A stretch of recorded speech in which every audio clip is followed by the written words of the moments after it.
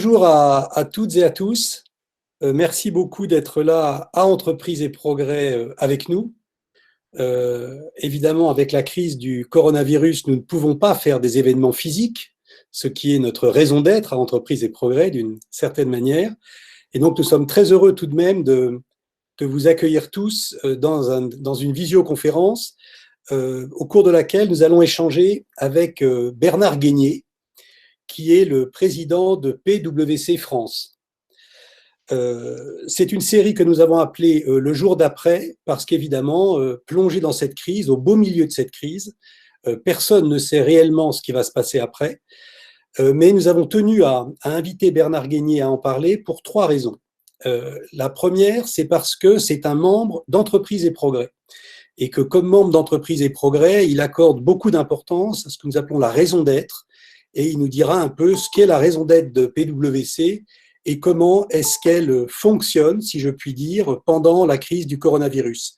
La deuxième raison, c'est que PwC est une compagnie qui est mondiale et qui, par conséquent, voit la crise se dérouler dans le monde entier, voit les entreprises réagir dans le monde entier. Et par conséquent, on va pouvoir nous dire ce qu'il constate. Est-ce que des grandes tendances se dégagent? Est-ce qu'on peut commencer à dire des choses sur le futur redémarrage?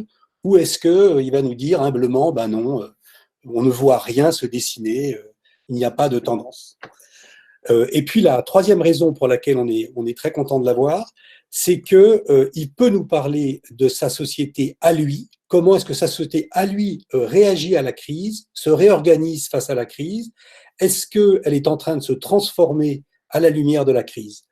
Voilà, Bernard, on a en tout à peu près une heure, on a 56 personnes en ligne, tout le monde peut poser des questions à travers le chat et je les formulerai par oral auprès de Bernard. Et au passage, je m'appelle Stéphane Marchand, je suis le délégué général d'Entreprise et Progrès. Bernard, on vous écoute et merci d'être là. Oui, merci Stéphane. Bonjour à toutes, bonjour à tous. Je suis très heureux d'être là et d'inaugurer sous un format digital vos échanges réguliers auxquels bien sûr nous sommes régulièrement associés en tant que PwC. D'abord, face à la crise, moi j'utilise aujourd'hui cette expression dos au mur face à la crise en tant que patron, en tant que PwC. Je pense que beaucoup de choses que nous pensions évidentes le sont de moins en moins et nous sommes obligés et tenus, je dirais plus, de revenir à l'essentiel d'un certain nombre de choses qu'on a pu oublier ou qu'on n'a pas voulu voir. Et d'ailleurs, ce virus, mais pour moi, plus qu'un virus, c'est surtout un symptôme de ce que nous n'avons pas voulu voir, pas voulu anticiper ou voulu ignorer. En étant dos face à la crise, comment ça se passe pour moi au moment où finalement, dans notre réseau international, ça commence en Chine évidemment, à Wuhan. J'ai travaillé en Chine moi-même et donc j'ai des connexions là-bas. J'ai connais aussi des Chinois qui sont en France et on commence à avoir une lecture intéressante de ce qui se passe et qui voit que effectivement une partie des pays se bloque complètement, est fermée, se ferme, se confine assez vite finalement, avec le sentiment un peu vu de l'extérieur à ce moment-là que ça allait être passager, que ça allait être un virus, je dirais localisé, comme on avait pu le constater dans d'autres épisodes antérieurs, alors même que tous les gouvernements du monde savaient que les risques de pandémie, et c'est pour ça je dis qu'on a voulu l'ignorer, les risques de pandémie sont des risques majeurs et on le constate aujourd'hui.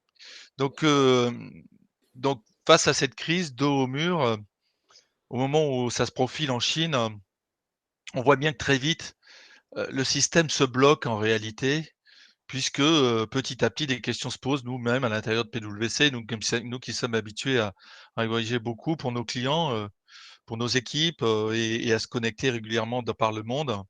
Le système se bloque très vite à travers simplement, et c'est bien un symbole, les déplacements internationaux qui se font de moins en moins et l'accès aux différents pays et pour des raisons de risque sanitaire, on commence à ne pas vouloir bouger de moins en moins.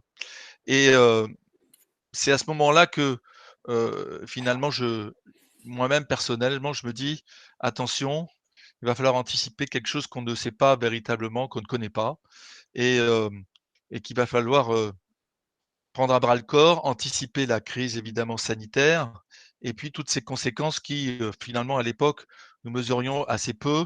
La question c'était d'abord et avant tout de protéger, nos équipes, nos familles, et c'est ce qu'on a essayé de faire. Donc heu, à ce moment-là, donc face à cette crise, sanitaire, heu, rien de particulier si ce n'est qu'on voit bien qu'à un moment donné, tout ça commence à se bloquer et devient extrêmement problématique avec beaucoup d'émotions et je dirais, une incapacité de nos sociétés à faire face, aux risques. Nous sommes trop habitués à être protégés du risque et je crois que c'est une grande leçon de cette crise. Donc face à cela, évidemment, petit à petit, les risques, et les blocages se font, particulièrement en France et on se dit d'abord, il faut protéger nos équipes, protéger, nos familles, s'assurer de la santé de tous.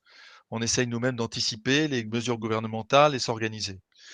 Ce que je peux vous dire, c'est qu'après dans cette phase de confinement, pour parler là d'économique, parce qu'il est bien évident que ce qui compte, c'est de protéger les équipes et la santé physique et mentale. Ça sera un enjeu d'ailleurs, à mon avis, très important pendant la fin de toute la durée du confinement qui va être encore longue, hein. Et tous ces effets, secondaires et qui vont perdurer dans l'esprit des gens.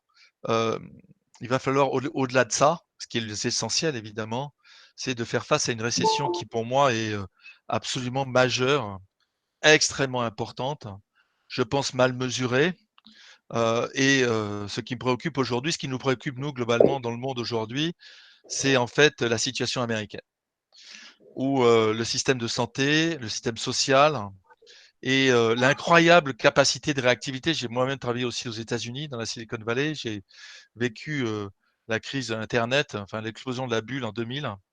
Je peux vous dire que ça s'arrête en 15 jours, hein. Donc les gens sont mis dehors, mis à la porte et là, c'est ce qui est en train de se passer avec des milliers, centaines de milliers d'emplois. Je prendrai un seul exemple, celui de Boeing qui a annoncé 160 000 suppressions d'emplois. C'est un nombre considérable. Le volume de chômage aux États-Unis est en train d'exploser. Et là aussi, Boeing est un exemple, d'un secteur particulièrement touché évidemment, par effet secondaire du transport aérien, comme Airbus l'est aujourd'hui, de façon extrêmement significative avec des annulations de commandes absolument majeures qui commencent à poser des problèmes à tout le secteur, avec les compagnies aériennes qui seront plus ou moins, je pense, en grande partie, probablement nationalisées compte tenu de l'impact stratégique de ces compagnies et on pourra se poser la question de savoir d'ailleurs si, un acteur européen ne devait pas émerger à ce titre, par exemple. Donc face à cet inattendu, face à, cette situation de récession économique, je passe quelques slides devant vous là, face à un nouveau rapport au travail, hein, vous voyez bien que nous imaginons des solutions avec de la technologie qu'on utilisait plus ou moins, mais qui devient très, très importante et on voit que nos usages vont changer, avec une remise évidemment en question de la mondialisation, avec une évolution, très, très significative à mon sens, des attentes citoyennes. Parce que j'ai toujours, l'idée principale pour moi de penser que, heu, on a trop tendance à penser que nos concitoyens ne comprennent pas ce qui se passe. Je pense que profondément ils le savent et ils en tirent beaucoup de conclusions que souvent, nous avons eu trop souvent le tort d'ignorer. Et c'est un peu les enjeux qui se posent devant nous aujourd'hui et il faut être là aussi, il faut faire preuve beaucoup d'humilité en réalité, face à cet inattendu, face à, un arrêt brutal en fait de l'économie réelle dans beaucoup de secteurs et un retour à des fondamentaux et des basiques très, très puissants, qui font que, les secteurs sophistiqués, les secteurs du loisir, sont extrêmement touchés. Nous ne voyageons plus et donc cette humilité, cette capacité à écouter, à respecter le point de vue des autres et à les prendre en compte, seront effectivement des modalités de travail futur, à mon avis, qui, vont, nous inciter, j'espère, parce que ce n'est pas gagné, faire de la co-création, de la solidarité, et du collectif. Ça va donc, à mon sens, doit changer, ça va peut-être changer nos perspectives, mais doit absolument changer notre action et notre détermination. Et quand je vous dis ça, je parle de, de là où je suis, c'est-à-dire patron de PwC, patron d'une entreprise française qui fait partie d'un réseau. Je ne suis pas adossé à un actionnaire ou des actionnaires américains. Je ne suis pas une filiale d'un groupe. Nous sommes, associés de PwC, une coopérative en fait, qui fait du service et qui accompagne les entreprises dans un réseau mondial avec qui nous partageons une marque, des standards. Nous nous contrôlons, nous autocontrôlons sur ces standards, sur la façon dont nous exécutons ces standards, mais nous sommes indépendants. Donc moi-même, je suis patron d'une ETI de 5, 6, de 6 000 personnes, 1000 au Maghreb, 5 000 en France, qui fait 1 milliard de chiffre d'affaires à peu près. Et nos problématiques de financement, eh bien, il faut qu'on s'en occupe, comme tout le monde aujourd'hui, trésorerie, et tout un tas de sujets importants évidemment sur lesquels je ne vais pas parler, c'est pas le point. Mais qu'est-ce que nous faisons donc aujourd'hui et finalement qu'est-ce que je dis à nos équipes? C'est ce que j'ai mis sur ce slide qui est ni plus ni moins que la reprise de ce que j'ai dit il y a une semaine à nos équipes, il y a quelques jours à nos équipes et que ce que je dis régulièrement à nos associés. D'abord, c'est faire preuve d'agilité, de solidarité. Alors qu'est-ce que ça veut dire ça? Ça veut dire que l'agilité, c'est d'abord une agilité à travailler ensemble autrement.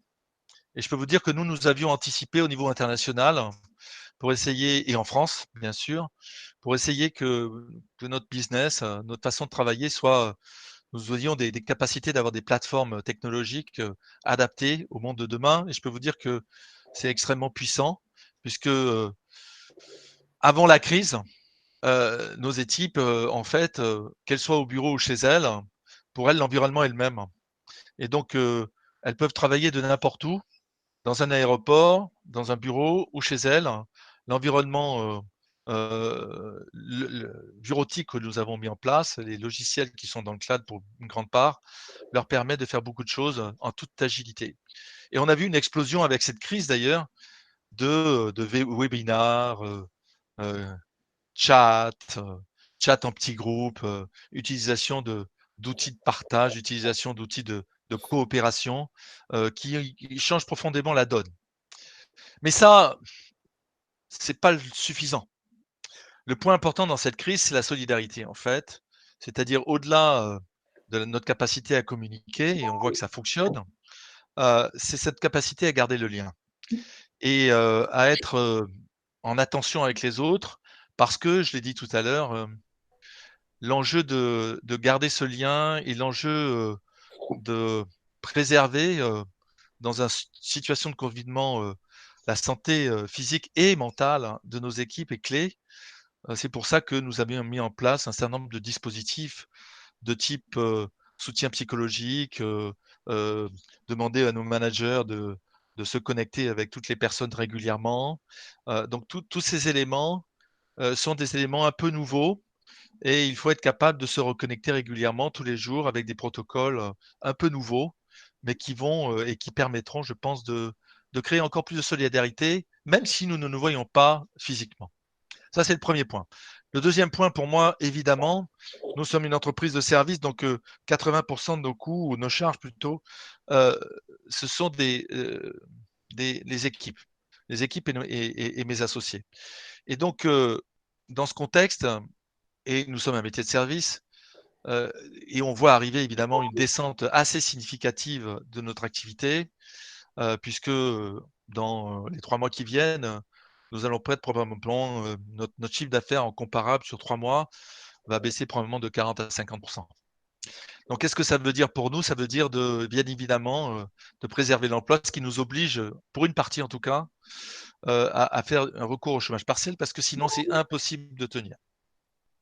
Donc, vous voyez, il faut à la fois se projeter dans l'avenir, mais aussi tenir le bateau à flot.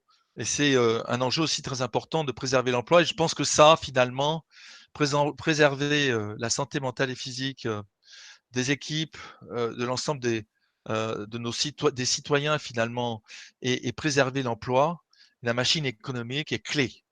Mais dans ce contexte aussi dur que nous allons connaître, parce que nous rentrons en fait dans la phase de la tempête, on est au début de la tempête en réalité.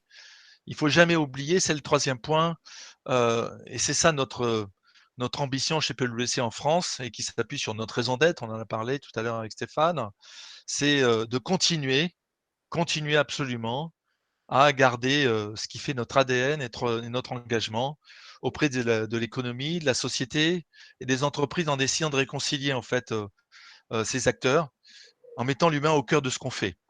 Et c'est ça notre ambition en France. Et ça illustre notre raison d'être, je la rappelle, qu'on a définie il y a très longtemps, en fait, depuis plus de 5 ans maintenant au niveau international. C'est à la fois créer la confiance dans la société et résoudre des problèmes importants en tant que fournisseur de services professionnels. Et donc c'est comme ça que nous agissons, c'est ce qui nous guide, hein, c'est ce qui c'est sur la base des valeurs qu'on a définies aussi, parce qu'une raison d'être, c'est pas simplement une grande affiche en haut des buildings d'une société, c'est des valeurs, c'est des comportements, c'est une façon de voir le monde. Et c'est là où j'engage mes équipes depuis maintenant plus de 3 ans, en essayant justement de réconcilier entreprise, économie, société en France. Et croyez-moi, il y a du travail parce que ça reste l'enjeu majeur et l'enjeu principal, quel que soit et malgré les conséquences extrêmement significatives de cette crise. Et donc, dans ce contexte, le quatrième message à mes équipes, c'est de leur dire, au-delà du court terme, qui est absolument essentiel, il faut préserver l'essentiel, préserver l'emploi, préserver notre capacité à agir, préserver notre trésorerie. C'est construire l'après. C'est imaginer demain, c'est c'est faire en sorte que on puisse, je dirais, reconstruire, construire quelque chose de différent. Et je considère que PwC, à cet égard, en tant que société qui accompagne des entreprises, nous devons être à la fois un exemple et un éclaireur de ce monde qui vient, même si la crise va très certainement voir un certain nombre de personnes considérer que bah, il faut d'abord sauver le système et donc ne pas répondre en fait à tous les enjeux que entreprises et progrès essayent d'adresser depuis longtemps et qui sont aujourd'hui probablement mal adressés. En tout cas, on les a pas suffisamment attaqués. D'ailleurs, le virus, je dirais, nous l'a rappelé, c'est évident. Donc voilà sur les 4 points sur lesquels j'insiste auprès de nos équipes, au-delà de toutes les actions quotidiennes. Et construire cet après, c'est pour nous d'abord s'assurer en étant engagé dans la sortie de crise que nous contribuons à la résilience. Nous accompagnons nos clients et nos partenaires pour rétablir la confiance, leur confiance en eux, trouver les bonnes ressources, les bons moyens de s'adapter. Et puis aussi, excusez-moi, j'ai un truc qui se met sur l'écran, je ne sais pas pourquoi. Oui, c'est le troisième point, c'est se mettre en fait en résonance. Ce qu'on a appelé se mettre en résonance parce que il est absolument essentiel demain, je pense, d'écouter tout le monde et pas simplement toujours les mêmes acteurs. Ça voudra dire écouter les médecins, évidemment, et le système de santé. Ça voudra dire écouter nos concitoyens différemment. Ça voudra dire de tester, essayer de faire autrement. Et c'est pas forcément une chose facile que de le faire. Alors, pour assurer la résilience, je vous donner quelques exemples. Nous sommes au-delà de préserver l'emploi, c'est mettre à disposition certaines de nos ressources auprès du gouvernement. Donc, une vingtaine de personnes, nous avons proposé au gouvernement de leur proposer une vingtaine de personnes pendant 3 mois sur tous les sujets de logistique et de problématiques de crise. Ce qui nous amène aujourd'hui à faire des choses assez concrètes sur comment amener des PC aux élèves des cités éducatives dans les quartiers, parce que le gouvernement a une incapacité d'organiser ça aujourd'hui, malgré les dons, etc., pour aider ces élèves alors qu'ils sont en délocalisé et que certains d'entre eux n'ont même pas évidemment d'ordinateur. Donc voilà par exemple un exemple. Autre exemple, nous travaillons avec des régions aujourd'hui de France, que ce soit en Île-de-France ou dans l'Est, sur des projets de relocalisation des achats. Nous lançons une étude avec le Conseil national des achats sur comment imaginer les achats et le sourcing pour les entreprises PME et ETI françaises. Donc réfléchir aussi à comment on va soutenir un certain nombre de filières en aidant le gouvernement à réfléchir à ça. Donc c'est organiser la résilience, c'est essayer de rétablir la confiance, accompagner nos clients, leur donner évidemment toutes nos ressources que nous mettons à disposition, et puis effectivement participer au débat public et aller dans ce contexte de construire le jour d'après, de mobiliser une équipe en fait d'une vingtaine d'associés. Donc ça c'est autre chose, c'est en interne, mais avec tous nos parties prenantes, c'est aller interroger, mais avec une méthode différente de l'expert classique, si je puis dire, qui est d'essayer d'aller chercher l'information avec des gens avec qui on ne parlait pas forcément dans le passé, pour essayer d'aller au cœur des sujets des Français et au cœur des sujets de l'économie. Donc voilà ce qu'on essaye de faire. Et avant de passer au scénario, moi je pense qu'il y a deux points majeurs dans cette sortie de crise et dans la préparation de cette sortie de crise. C'est d'abord stabiliser absolument l'économie. On ne peut pas imaginer le futur sans avoir une certaine confiance. C'est ce qui est indiqué là.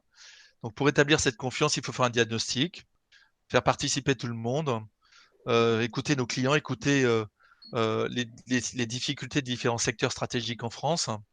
Donc, il y a beaucoup de secteurs arrêtés hein, en France, le tourisme, le BTP, euh, beaucoup de secteurs qui ont de grosses difficultés et ça va durer longtemps. Lorsque on imagine que les déplacements internationaux en avion, en voiture même, au sein de la France, vont durer pendant un certain temps, seront très compliqués. Donc, les chefs d'entreprise aujourd'hui sont face à des enjeux qu'ils ne savent pas décrire, ne serait-ce que comment je vais sortir du confinement, comment je vais me fournir en différents matériels pour protéger mes équipes lorsqu'elles vont revenir à une date qui est indéterminée et à une vitesse, selon les régions, selon les âges, extrêmement difficile à anticiper compte tenu que le gouvernement aujourd'hui n'a pas défini une, une sortie de crise claire et je pense qu'ils ont beaucoup de difficultés aujourd'hui à l'imaginer. Donc, beaucoup d'incertitudes, ce qui fait que les scénarios qu'on peut imaginer globalement, alors là, vous pouvez lire beaucoup de choses sur les scénarios. Il y a beaucoup de personnes qui écrivent, beaucoup de personnes qui parlent. C'est plutôt illustratif pour moi de ce qu'on peut imaginer. Euh, et moi, ce que je peux vous dire, c'est que parlant à tous nos clients et partout dans le monde, moi, je suis en relation permanente avec tous les patrons de tous les différents pays du monde à travers des conf calls qu'on a tous les 15 jours et plus particulièrement aussi en Europe. La situation varie d'un pays à pays, mais dans l'Europe du Sud, comme l'Italie et l'Espagne, qui est proche de la France, la baisse du chiffre d'affaires, comme je vous le disais, pour PwC, mais aussi pour nos clients, selon les secteurs, peut être extrêmement significative, a été extrêmement brutale. Et ce qui est certain, c'est que dans les semaines qui viennent, on va continuer à descendre avec des scénarios de baisse du PIB en France de l'ordre de 3%, 2% en base annuelle pour un mois de confinement. Hein. C'est considérable. Je pense que la récession, pour moi, sera plus profonde qu'on ne l'imagine, sauf à ce que le confinement ne dure pas et la sortie soit plus rapide que prévu, ce qui n'est pas la direction que l'on prend. Donc le scénario modéré en V, moi j'y crois pas beaucoup. Euh, la descente va être brutale et d'ailleurs ces trois scénarios que vous voyez, qui sont en V, en U, en L, peu importe, montrent une chute brutale. La question c'est combien de temps va-t-on rester au fond de la piscine et est-ce que cette piscine a une forme en U ou une forme en V? J'ai peur que ça dure un peu plus le confinement qu'on ne l'imagine, donc avec une remontée assez longue et avec peut-être un risque de redescente, ce qui n'est pas à considérer là, selon notre capacité en fait à maîtriser l'épidémie qui pourrait revenir. Vous aviez vu peut-être dans certains pays qu'il y a des risques de reprise, comme au Japon ou pas encore en Corée, mais en Chine, ils sont extrêmement prudents. Dès que des foyers apparaissent, ils remettent des mesures extrêmement draconiennes avec des mesures de contrôle social qui d'ailleurs pour la Chine posent peu de problèmes, mais qui en France, euh, paradoxalement, n'en posent pas encore, mais je pense vont en poser. Aujourd'hui, nos concitoyens considèrent que il est important qu'ils soient en sécurité. Donc, les sondages montrent qu'ils veulent de la sécurité, donc le contrôle social ne les gêne pas. Je pense que pour nos démocraties, la problématique de la discussion sur le contrôle social va se poser très vite. Certains, évidemment, le relèvent aujourd'hui, ne sont pas forcément entendus, en tout cas écoutés, mais ça reviendra certainement dans les semaines et mois qui viennent. Donc, comme je le disais, pour moi, il y a 2 points importants. C'est un, stabiliser. Deux, évidemment, se transformer et changer. Et là, je vais me projeter un peu plus, hein, et essayer de tracer quelques lignes de crête par rapport à ce que certains des citoyens peuvent dire. Je fais référence notamment à un sondage récent là, de Libération. Euh, et là, j'ai juste résumé 3 points. Euh, un recentrage sur des priorités françaises. Donc, la remise en cause de la mondialisation, la remise en cause d'un certain nombre de principes qui étaient couramment acceptés vont évidemment poser cette grande question, à la fois des priorités françaises et surtout des priorités parce que la France est trop petite, je peux vous le dire, ça c'est une constante. La France est un trop petit pays pour ne pas s'allier et s'allier en Europe. C'est une évidence, même si aujourd'hui l'Europe est en bien piteux état. Donc c'est un énorme enjeu parce que la bataille chinoise et américaine continuera. Elle est extrêmement violente et elle, à mon sens, être une grande tendance des années qui viennent et elle va continuer à l'être. Donc la place de l'Europe dans ce monde-là est posée. Le deuxième point, évidemment, c'est le retour de l'État. Le retour de l'État qui va être certainement interventionniste. Je parlais des compagnies aériennes, mais la situation de Renault, par exemple, et de l'automobile en général, pose question. Il n'est pas certain que tous ces acteurs puissent être, comment dire, capitalistiquement dans la même structure que ils l'ont été dans le passé. Donc, un retour de l'État interventionniste, un retour de l'État souverain, avec une grande question qui est liée à la troisième, c'est comment réguler la société de marché pour permettre de revenir à l'essentiel et aux fondamentaux, c'est-à-dire la grande question de à quoi sert l'économie en réalité. Et peut-être qu'on a trop oublié que l'économie devait servir à répondre à des besoins humains. Et c'est ça tout notre combat, enfin en tout cas le mien, c'est de mettre l'humain au centre de tout ce que nous faisons. Nous sommes une société de service. On a cette conscience de l'humain. D'ailleurs, nous recrutons beaucoup de jeunes qui, je peux vous dire, nous mettent une pression absolument considérable en tant que collaborateur et aussi en tant que consommateur. J'aime ces expressions-là. Et par rapport à ça, la nécessité de réguler l'économie, euh, la régulation sur la compétition, la régulation sur la compétitivité entre États, les systèmes de fiscalité qui avaient été posés pré-crise vont revenir sur le devant de la scène avec pour moi, un danger, c'est que il n'est pas certain que ceux qui sont déterminés à imaginer une société plus équilibrée, comme Entreprise et Progrès, aient raison. Et on pourrait repartir dans des considérations l'économique d'abord. D'ailleurs, vous avez pu constater dans certains pays des gouvernements indiquant que le traité de Paris, les accords de Paris, pardon, sur le climat, il fallait oublier les constructeurs automobiles américains notamment, voire même allemands, demandant à ce que certain nombre de contraintes réglementées en matière d'émissions soit levé, en tout cas en partie levé.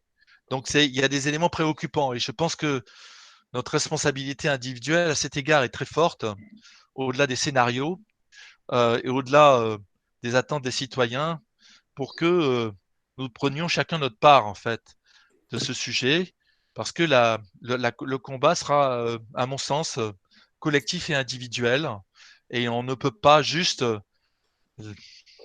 admettre que le retour en arrière euh, continue, à mon sens, et que l'on simplement ignore une fois de plus la situation qu'on vit aujourd'hui. Et donc, ça nous amènera probablement à ce combat, en fait. Je pense que c'est plus un combat aujourd'hui qu'un engagement. Donc, ça va bien au-delà de l'engagement en réalité, ce qui ne sera pas facile, parce qu'évidemment, et je l'ai dit tout à l'heure, il faut d'abord être stable pour pouvoir imaginer le monde de demain et le changer. Et ça m'amène, je dirais, pour finir, me semble-t-il, et en tout cas les thématiques que mon groupe d'associés que j'ai mobilisé sur le jour d'après commencent à à mettre en évidence. Donc vous en avez quelques-unes, elles sont évidemment indicatives, elles ne sont pas certaines. Je le répète, il faut avoir beaucoup d'humilité par rapport à ça. Mais elles nous semblent importantes, ces problématiques possibles et structurantes. Donc repenser la ville et l'urbanisation.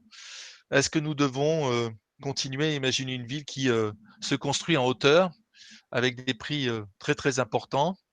Comment distribuer le monde, pour utiliser une expression que le maire de Neuilly, Jean-Christophe Fromentin utilise, hein. Il est très engagé sur ce sujet de la ville et je pense que la distribution de nos territoires et les conséquences d'une métropolisation mal maîtrisée et on l'a bien vu avec les gilets jaunes, hein, pose énormément de questions. Donc la redécouverte des territoires, redécouverte par les entreprises de leur propre territoire est extrêmement important. Évidemment, alors je vais pas tous les passer les uns après les autres, hein, mais On a déjà des questions, hein, Bernard. donc je vais terminer, hein, je sais pas le temps que j'ai utilisé là, si vous pouvez me dire, j'ai pas regardé, je Oh bah dois vous être avez à 15 encore minutes. 5 minutes là. 5 minutes, disons. D'accord, 5 minutes pour finir. Donc, en fait, je vais pas faire de conclusion, je vais juste dire que, voilà, je vais juste évoquer quelques points. Donc, la reconstruction du lien de confiance, avec l'État et les citoyens me semble essentielle. Je pense qu'il y a un travail considérable à faire de prise en compte, des besoins de nos concitoyens, de les considérer comme des gens responsables, de les considérer comme, pouvant, heu, demander des réponses différentes de ce que nous avons aujourd'hui. Je trouve assez exemplaire le problématique de la Poste aujourd'hui qui, heu, en fait, ignore en réalité que ses clients, ignore finalement ses clients quelque part en partie, pas avec une mauvaise intention. Ils voulaient évidemment protéger les équipes, les syndicats ayant eux-mêmes exercé en partie, certains droits de retrait, en tout cas individuellement. Donc c'est difficile, mais il faut quand même s'occuper, des besoins humains. Pour parler d'économie, l'économie, c'est faire en sorte qu'on réponde aux besoins humains. Eh bien, là, l'État, le service public, doit imaginer une autre façon, notre rapport avec les concitoyens, avec, une capacité à co-construire, à imaginer les choses ensemble qui, aujourd'hui existe peu en France, il faut bien quand même le reconnaître. De la même façon, la problématique du climat est quelque chose d'absolument essentiel, qui est une crise absolument considérable que nous allons vivre dans les 10 années qui viennent. Il nous reste une dizaine d'années et il ne faudra jamais l'oublier avec, comment structurer, ces objectifs de développement durable, comment structurer notre réponse au climat, comment investir. D'ailleurs, nos concitoyens ont des réactions par rapport à ça assez simples, hein, puisque certains disent: «Mais on a pu faire sauter tous les verrous budgétaires de Maastricht et autres, parce qu'il y avait le virus et on n'a pas su ou voulu le faire dans d'autres circonstances antérieurement. Donc quelles sont nos priorités? Quelles sont nos vraies priorités?» Et j'espère qu'on saura y répondre. De la même manière, développer, investir dans les technologies pour, mettre ces technologies au service de l'humain, pour préparer de futurs chocs parce qu'avec, les mouvements mondiaux qui vont continuer, il ne faut pas non plus jeter la mondialisation, par-dessus bord. Je pense qu'elle a ses mérites. Il faut juste, l'améliorer et en avoir une vision nouvelle, qui, bien évidemment, va amener à, et j'en ai parlé tout à l'heure, à relocaliser les activités productives dans certains territoires, réimaginer de reproduire en France un certain nombre de matériel, produits, voire services, sur le territoire français. C'est des questions auxquelles nous on commence à s'attaquer en relation, je vous l'ai dit, avec des régions ou avec le gouvernement français sur certains secteurs. Voilà, donc quel type de reconstruction sanitaire évidemment? Comment, on gère l'apport en liquidité à l'économie? Heu, Comment on donne du travail à tous dans un contexte où la tension sur l'emploi va être extrêmement importante? Il faut pas s'en cacher. Je pense que ça va être, un enjeu majeur et pour, vous illustrer ce point, notre modèle chez PwC est basé sur le fait que nous recrutons, nous formons pour les autres entreprises en réalité, de jeunes collaborateurs qui sortent des universités. dans nos prévisions dans les 6 mois qui viennent ou 8 mois qui viennent, on a prévu un turnover très très faible, voire à zéro, ce qui est un stress très très significatif sur nos modèles de business et qui va nous amener à réfléchir sur la façon dont on va continuer à recruter ou pas. On utilise au bénéfice des universités beaucoup de stagiaires. Nous, on a un gros volume de recrutement, environ pré-crise, environ 1800 personnes par an hein, en France. Il est évident que la crise va avoir un impact et que l'incertitude des 6 ou 8 mois sera extrêmement importante. Donc, pour conclure, il va falloir qu'on stabilise, il va falloir qu'on imagine et qu'on change nous-mêmes et que j'espère ceux qui sont convaincus, comme Entreprise et Progrès, seront capables pour conclure de s'engager et je dirais s'engager dans un combat qui ne sera pas facile à mener face à tous ceux qui vont vouloir revenir à des recettes anciennes qui nous amèneront pour le coup suivant à une crise encore plus importante, voire à des risques pour nos démocraties significatifs. Voilà ce que je voulais vous dire en introduction, en tout cas sur ce première partie du talk. Donc je laisse la parole aux questions. Alors, merci beaucoup Bernard hein, pour cette présentation passionnante. On a pas mal de questions et on a promis d'arrêter à 19 heures, donc il va falloir aller relativement synthétique dans les réponses. On va partir de la plus micro des questions.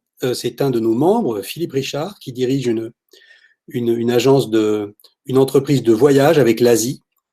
Il nous dit le réflexe de beaucoup de sociétés est de préserver leur trésorerie en gelant les paiements, quitte à être hors la loi. Les fournisseurs sont souvent considérés comme des fusibles. Cette crise aura-t-elle des répercussions dans les rapports clients-fournisseurs? Pourra-t-on les réinventer? Ou sommes-nous condamnés à vivre des rapports de maître à esclave éternellement? Ah, une question qui n'est pas petite. Je ne crois pas qu'elle soit petite. Elle est absolument essentielle. Donc, je pense que lorsqu'on est attaqué dans ses fondamentaux, c'est-à-dire de l'existence même, c'est-à-dire qu'on est en position de combattre pour survivre. Le combat pour la survie nécessite de prendre des décisions difficiles et dures. Et donc, celui qui subit cela, c'est-à-dire qui voit son activité s'arrêter ou en très grande partie, heu, essaye de trouver tous les moyens pour survivre et donc on ne peut pas lui reprocher, de d'avoir des comportements, je dirais, qui sont, peut-être, pénalisants pour, ses fournisseurs, parce que lui-même subit ça. Et donc là, il y a une responsabilité collective pour que, ceux qui ont cette type de situation soient aidés, soutenus de façon extrêmement significative et c'est ce que je pense le gouvernement essaye de faire en réalité avec un plan un train de mesures extrêmement significatif. Alors vont-elles assez vite, vont-elles assez fort? Je pense qu'il y aura des débats là-dessus évidemment. Heu, bon, je pense que le gouvernement prend un certain nombre de mesures qui me paraissent, aller dans la bonne direction. Mais lorsqu'on est en phase de stress maximum, c'est-à-dire de survie, il est difficile de reprocher à quelqu'un, de trouver les meilleures solutions. Il est évident qu'il y a des règles aussi à respecter et puis il y a surtout ceux qui sont, en tête de ces filières, enfin des filières ou qui sont, des grands acteurs. Là, ces grands acteurs qui ont plus de moyens, plus de capacité à absorber le choc, qui sont d'ailleurs parfois, tellement importants et systémiques qu'ils sont nationalisés ou soutenus de façon massive. Eux ont une responsabilité très importante d'exemplarité dans le système. Donc c'est ça que les dirigeants de ces grandes entreprises ou de ces grands acteurs doivent absolument avoir en tête. Alors, moi j'ai pas de réponse en fait à cette question de dire est-ce que ça va continuer ou pas, mais ça illustre une fois de plus, notre capacité à collectivement à trouver des solutions, hem, au-delà de se mettre en compétition parce que, on a trop eu tendance, je pense, à voir l'économie comme une économie de compétition, alors qu'en fait, je pense que l'économie de demain est une économie de coopération, comme le monde naturel nous le dit d'ailleurs, et nous le montre dans beaucoup de situations. On a eu tendance à voir une analyse de Darwin, et de la compétition qui est, il faut se référer là, si vous êtes, à tout ce qui est la théorie, néolibérale et autres, il y a beaucoup de choses qui ont été dévoyées dans les visions, qu'ont pu avoir un certain nombre d'auteurs et qui ont amené à considérer que la compétition Ah, attention.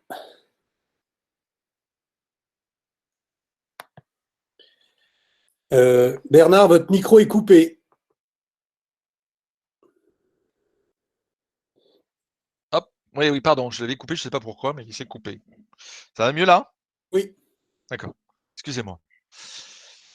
On a une deuxième question. Alors, il y en a beaucoup, on ne pourra pas toutes les faire. Une question de Patrick Dumoulin qui fait référence à votre présentation des 3 scénarios possibles. Alors, si on se projette dans le scénario sévère, celui de droite, Mhm. quel pourrait être le taux de chômage en fin d'année 2020?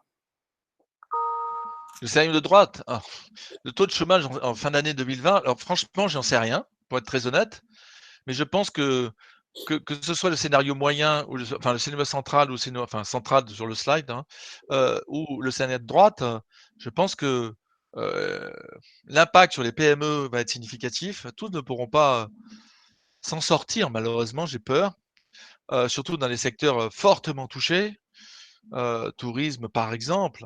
Et le secteur du tourisme en France est très important. Il va y avoir des difficultés massives, sauf à ce que les trains de mesures gouvernementales le permettent de tenir. Euh, Moi, je pense qu'il y aura évidemment une problématique de chômage significatif qui risque d'arriver. J'espère me tromper, hein, mais je ne suis pas certain que ce soit si simple dans les mois qui viennent, hein. Euh, question de, question de, question de Ludovic Lerestre. Dans l'hypothèse d'un scénario sévère, peut-on considérer que la fin de l'économie de marché est possible? Ouais, je ne pense pas que l'économie de marché soit en question. Je ne pense pas que l'entreprise elle-même soit en question. C'est les modalités, en fait, de l'action qui sont en question. Et pour essayer d'expliquer ça, je pense qu'on a eu trop tendance à penser que l'entreprise, dite capitaliste ou l'entreprise en général était, et en tout cas pour les grandes, qui ont un impact très important hein, sur le monde économique actuel, que ce soit les entreprises américaines, françaises, leaders de certains nombre de filières, leaders mondiaux, avec tendance à considérer pour beaucoup d'entre elles qu'elles étaient finalement sur une chaîne de valeur assez courte où j'achetais mon produit sans regarder qui véritablement le produisait, d'où il venait, comment il était produit, quel impact il avait sur l'environnement. Je ne me posais pas non plus la question de savoir, dans beaucoup de cas, pas dans tous, évidemment, il y a des entreprises exemplaires à cet égard, hein, sur quel est l'impact de mon produit, de mes services sur mes consommateurs, euh, sur la santé, sur les modalités de logistique, d'approvisionnement, quel impact sur l'environnement, quel impact sur mes collaborateurs, la façon dont je traite mes collaborateurs, la façon dont je les forme pour les préparer à, non pas à, à, à protéger l'emploi, mais surtout leur capacité et leurs compétences. Donc, c'est ces éléments-là qui en fait vont changer. C'est ces éléments-là qui doivent changer. Ce qui implique probablement une notion de la profitabilité extrêmement différente de ce qu'elle est probablement aujourd'hui, avec des grandes questions sur c'est quoi la rentabilité attendue d'un business dans les années qui viennent, dans un contexte de bourses manipulées, enfin manipulées, qui sont, non pas manipulées, c'est un mauvais terme, mais des bourses qui sont, je dirais, qui utilisent des machines pour faire des arbitrages permanents entre des titres, avec une incapacité, et ça, je sais que la directrice financière de Danone est très à cheval sur ce sujet et essaye de faire entendre sa voix sur ces sujets. Je donne un simple exemple, c'est des analystes aujourd'hui qui ont du mal à comprendre finalement la valeur d'une entreprise comme Danone, et c'est pour ça que Danone, qui est un précurseur à cet égard, hein, parle d'un compte de résultats modifié pour tenir compte de l'impact environnemental et de ces résultats. Donc, on a en fait des passifs mondiaux, des engagements et cette notion de dette environnementale qui, aujourd'hui, par exemple, n'est pas dans les bilans des entreprises. La notion de dette comptable, pour utiliser un terme technique d'auditeur que je suis parfois, est une notion qui reste extrêmement étroite et qui doit être certainement remis à plat pour qu'on comprenne finalement l'impact des acteurs sur leur environnement, alors que dans le passé, on a considéré, comme l'emploi d'ailleurs, que l'État s'en occuperait ou que quelqu'un d'autre s'en occuperait ou que la nature s'en occuperait dans sa capacité à absorber nos émissions de plastique, de CO2 ou autres. Et ça, c'est quelque chose qui est un impact considérable. La nature aujourd'hui réagit et je dirais que le virus en est un exemple. Une question de Nicolas Beretti sur les finances publiques. Est-ce qu'on se dirige, selon vous, vers une annulation pure et simple des dettes astronomiques que les États vont contracter au niveau mondial? Pour les annuler, il faudrait que quelqu'un les annule. Je ne crois pas qu'elles s'annuleront en réalité, elles seront là. La grande question qui va se poser, c'est finalement, est-ce qu'on on va pas vivre avec une base de dette beaucoup plus importante comme pourquoi pas? Et est-ce que c'est vraiment un problème? Donc ça, c'est une grande question, ce sujet de la dette hein, et de ce dogme de si on veut pouvoir survivre, il faut rembourser sa dette. C'est évidemment, c'est mieux, mais dans la situation actuelle, je pense que ça devient second en réalité. Et il faut d'abord stabiliser le système et c'est ça qui compte. On verra après. Euh, il est possible que la notion de les critères de dette pour les États changent fondamentalement. Il y a d'ailleurs des théories économiques là-dessus. Est-ce que c'est un problème ou pas? Je pense que ça va susciter beaucoup de débats entre économistes notamment, et puis au sein des États, puisque vous le savez, en Europe, les doctrines allemandes et françaises sont très très largement différentes. Une question de Yanis Kianski, qui pilote un VTC à Paris, des taxis. Le pic de production énergétique a été atteint en 2006. Or, on sait que le PIB est proportionnel au nombre de machines qui fonctionnent. Si la quantité produite d'énergie diminue, alors on crée moins de richesses. On le voit avec la récession ou la stagnation des PIB des pays européens entre 2007 et 2014. Ainsi peut-on continuer à mettre nos économies sous perfusion, faisant grossir la dette des États afin d'éviter la récession à tout prix? Oui, en fait, la problématique, je pense, et c'est qu'est-ce qu'on appelle richesse en fait. Je pense qu'on avait une vision de la richesse et du PIB qui est extrêmement quantitative, liée à la croissance et qui s'appuie effectivement sur un modèle qui a pris corps à la fin du 19e avec la révolution industrielle et qui s'appuie sur la machine, le levier de productivité et sur l'énergie. Et donc la consommation d'énergie et la machine permettent de faire de la productivité sur des sujets de production de biens. Mais la richesse, c'est pas que celle-là, c'est la richesse sociale, c'est la richesse du lien social, c'est la richesse de ceux qui soignent, c'est la richesse de ceux qui créent du lien, c'est la richesse de l'économie sociale et solidaire. C'est tous ces éléments en fait qui ne sont pas pris dans les valeurs que nous avons lorsqu'on réfléchit économie aujourd'hui, en tout cas pas assez. Et c'est en fait cette mesure-là qu'il faut changer. Et là, on s'apercevra que fondamentalement, euh, nous devons investir sur ce sujet-là plus que sur la production à tout crin de biens de consommation. Et donc, on revient à l'essentiel. C'est quelle est la vue qu'on a de nos vies et de la société.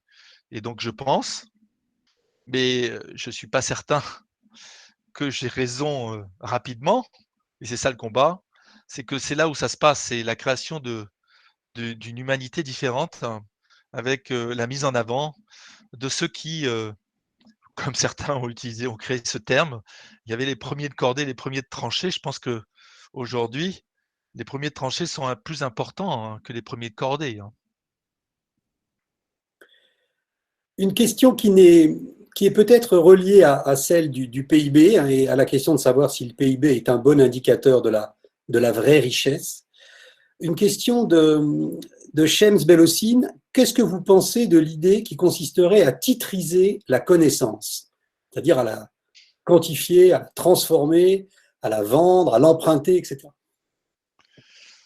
Bah, euh, Maîtriser la connaissance, oui, oui, pourquoi pas. Pour titriser la connaissance, il faut qu'il y ait un marché et un actif clair. Donc la connaissance me paraît être un concept un peu trop large pour pouvoir être justement titrisé parce que pas suffisamment clair. Mais je vois l'idée. En fait, cette question fait référence à, à la société dans laquelle nous sommes, cette société de la connaissance en vérité, une société de l'immatériel. Et donc, en fait, c'est ça qui compte, c'est comment valoriser l'immatériel, comment valoriser la relation, comment valoriser le lien social, comment valoriser la connaissance, mais il faut en faire des morceaux qui soient, des petits morceaux qui soient, pour être titrisés, suffisamment euh, compréhensibles et qu'on puisse appréhender. Donc aujourd'hui, je ne vois pas d'idées qui émergeaient, mais franchement, je suis euh, un simple praticien hein, de ces sujets. Je ne vois pas d'acteur qui ait encore réfléchi à ça ou qui ait eu des idées significatives sur ce sujet. Mais le sujet, c'est comment on matérialise en fait et qu'on on rend on valorise plutôt cet immatériel, cette création de la valeur en réseau, la connexion entre les humains, leur capacité à imaginer des solutions ensemble. Et on voit bien que l'économie sociale, à cet égard, et solidaire, à mon avis, a un avenir extrêmement important parce que elle s'appuie sur des concepts assez différents de la production par des machines de produits de grande consommation ou de consommation qui amènent à une consommation effrénée, mais pas forcément maîtrisée, avec des conséquences sanitaires, de santé et autres qui peuvent être parfois extrêmement négatives. Donc les externalités négatives de nos sociétés sont extrêmement importantes et je pense que les technologies, parce qu'il ne faut pas jeter les technologies, je pense qu'elles peuvent nous aider à imaginer des solutions comme la connaissance et les liens entre nous permettront d'imaginer des solutions. On a deux questions qui nous restent hein, pour tenir notre délai de 7 heures. Une question de Béatrice Bellini, qui est professeure d'économie à Nanterre.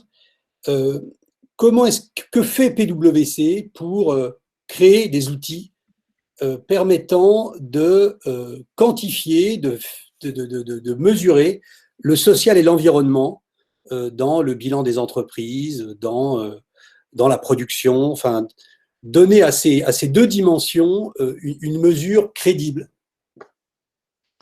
Alors, nous ne sommes pas des théoriciens de la mesure. Hein.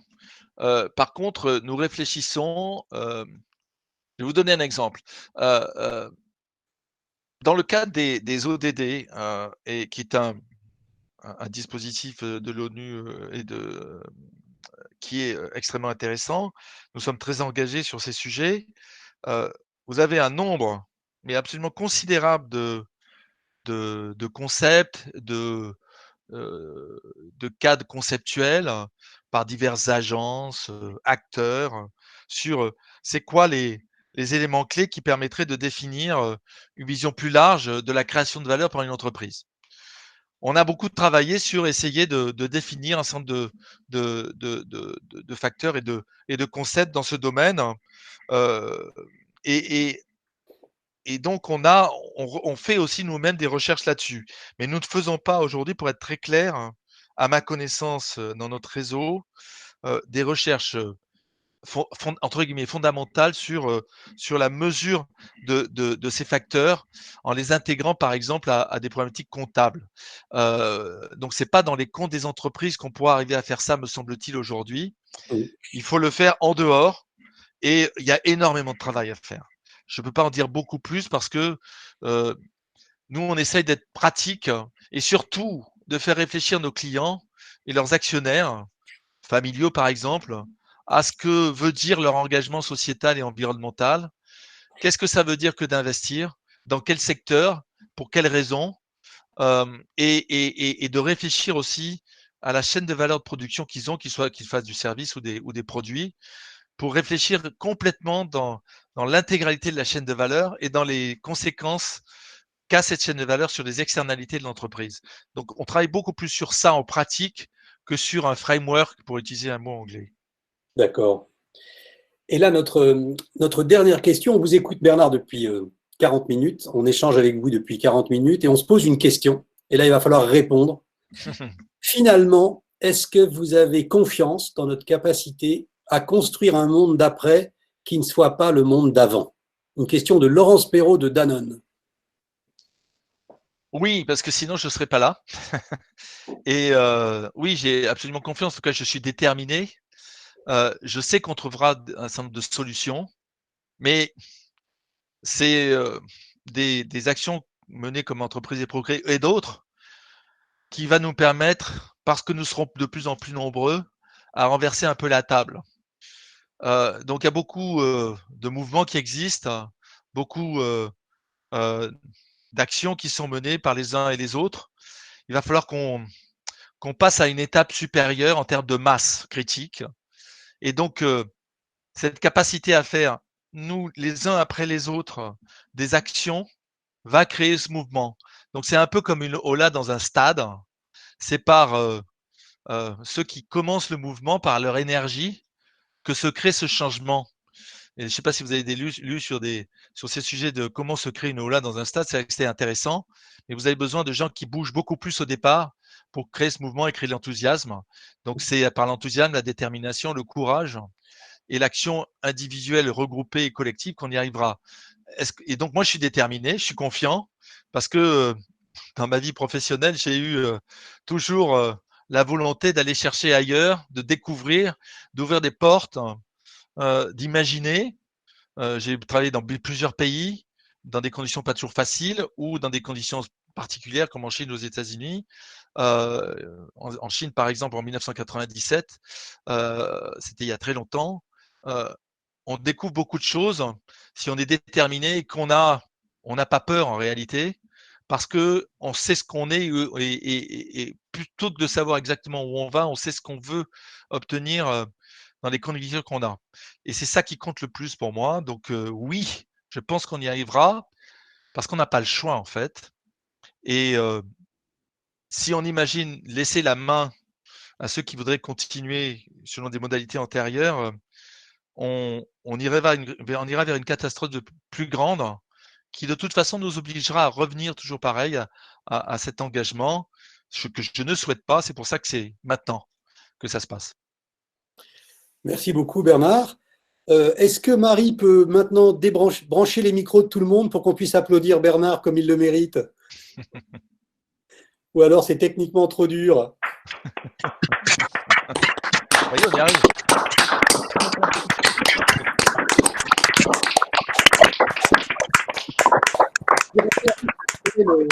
Bravo, bravo. Le premier épisode de notre série Les jours d'après, qui va se poursuivre mardi prochain avec le professeur de l'ESSEC, Fabrice Cavaretta. Ensuite, nous recevrons, et le programme vous sera communiqué par Entreprise et Progrès, Jean-Marc Vittori, qui est éditorialiste aux Échos, Jean-Claude Legrand, qui est le DRH Monde du groupe L'Oréal. Et puis, nous aurons également, voilà, le dernier m'échappe, et sur le site Entreprise et Progrès.